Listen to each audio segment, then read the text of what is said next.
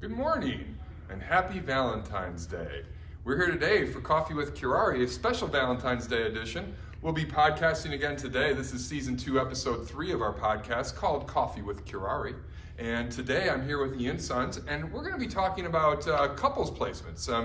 In the time that we've been here, we've placed several couples. We actually just placed a couple about 2 weeks ago in Henderson, Kentucky, a general surgeon pediatric husband-wife team.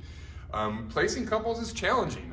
If you're in a relationship like McDreamy and Meredith on Grey's Anatomy per se, they met on the jobs they already had, but a lot of the physicians we work with, they met in training, in school, so on and so forth, and carried on the relationship throughout the beginning of their career. Right. And now they need to find 2 jobs for 2 physicians, ideally in the same city, maybe with the same employer, but at the very least, they want to be able to sleep in the same bed. Sure. So there's quite a few challenges.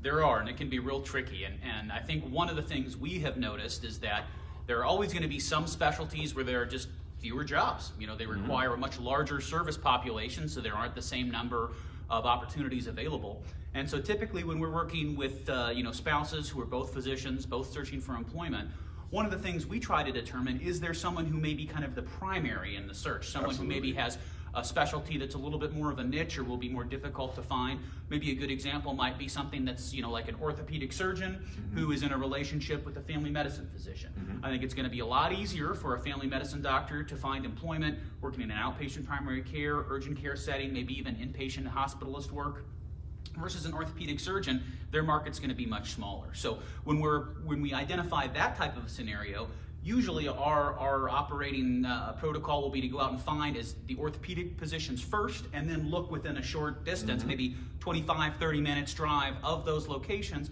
to try to identify options. And that's something that we do on a regular basis. In fact, we even have great tools in our proprietary database that allow us to search for things just like that based on a radius of a zip code.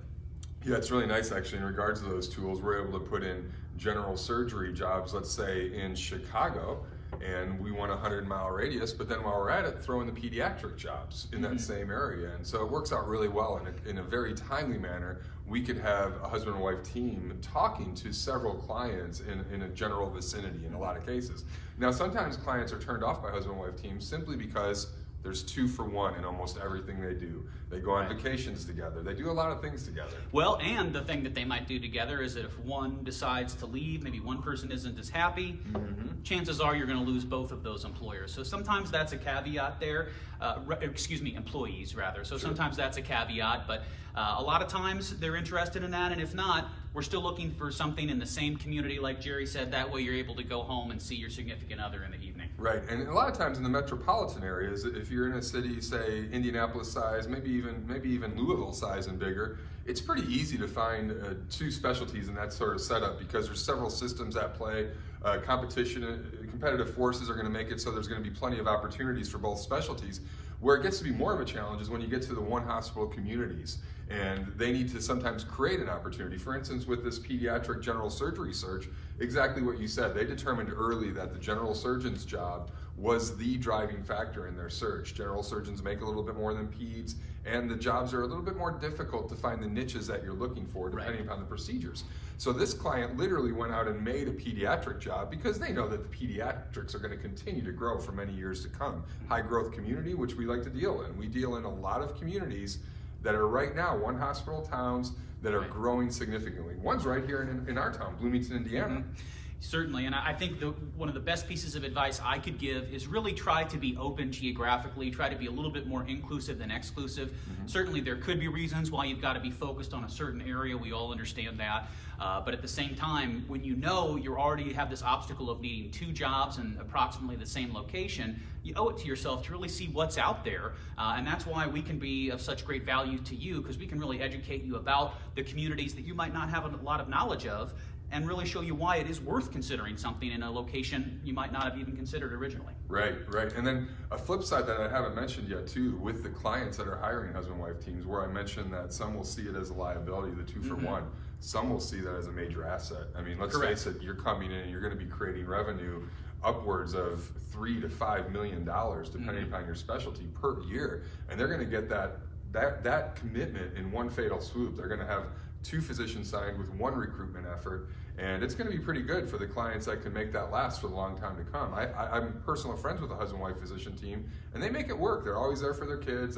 They seem like they work about 45 hours apiece each per week, and they're both doing very well financially with the Bloomington system here. Yeah, and that's a great point, Jerry. There's just as many advantages. So the other thing I think we wanted to talk a little bit about today, on the theme of romance and Valentine's Day, is some romantic destinations that we have where we've got tons of job opportunities. And they always put out these different rankings, the most romantic getaways, best honeymoon destinations, things like this. And so we checked out a few of those lists here recently and found that some of the top ranked cities to visit for romantic getaways.